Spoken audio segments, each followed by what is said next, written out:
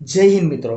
સામાન્ય રીતે જ્યારે પણ કોઈ ભરતીની અંદર વિવાદ થાય ત્યારે જે તે ભરતી બોર્ડ સામે ઉમેદવારો પોતાનો વિરોધ કરતા હોય છે, પણ સીસીઈની અંદર એક અલગ જ મહાભારત રચાયું છે, જેની અંદર ઉમેદવારો જ બીજા ઉમેદવારો સામે બાયો ચડાવીને ઊભા છે।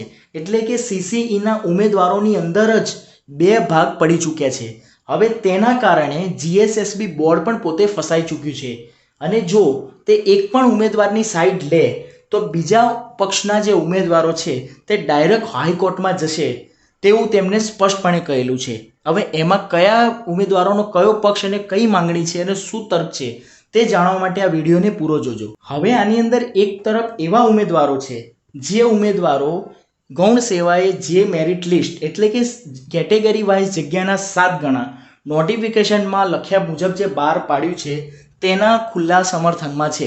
એટલે કે ઇન શોર્ટ પાસ થયેલા ઉમેદવારો ભરતી બોર્ડને સમર્થન કરી રહ્યા છે અને તે લોકો તેને સાચું ગણાવવા માટે યુપીએસસીની પરીક્ષાનો તર્ક આપી રહ્યા છે।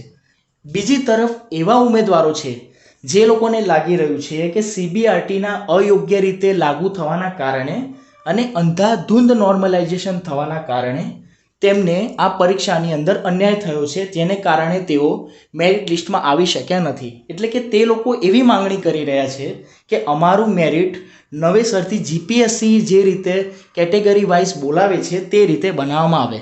હવે ગૌણ સેવા બંને બાજુથી ફસાઈ ચૂક્યું છે, કેમ કે જો તેઓ જીપીએસસીની જેમ મેરિટ બનાવવાની માંગણીનો સ્વીકાર કરે તો જે વિદ્યાર્થીઓ 7 ગણાના તરફેણમાં છે તે લોકો હાઈકોર્ટમાં જશે અને જો ભરતી બોર્ડ જે મેરિટ લિસ્ટ 7 ગણાના આધારે બનાવ્યું છે તેને જ માન્ય રાખશે તો જે વિદ્યાર્થીઓ જીપીએસસીની માંગણી કરે છે તે લોકો હાઈકોર્ટમાં જશે।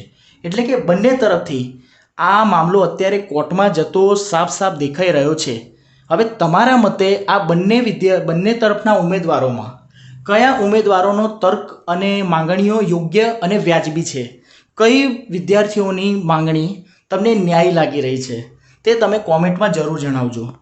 નેક્સ્ટ આવતીકાલે જે હું વિડીયો નાખીશ તેની અંદર હું તમને મારો શું મત છે અને મારા તર્ક અને મત અનુસાર હું કયા વિદ્યાર્થીઓના તરફમાં છું અને મારા મત અનુસાર કયા વિદ્યાર્થીઓની માંગ ખરેખરમાં ન્યાયી, વ્યાજબી અને યોગ્ય છે તે હું તમને જણાવીશ।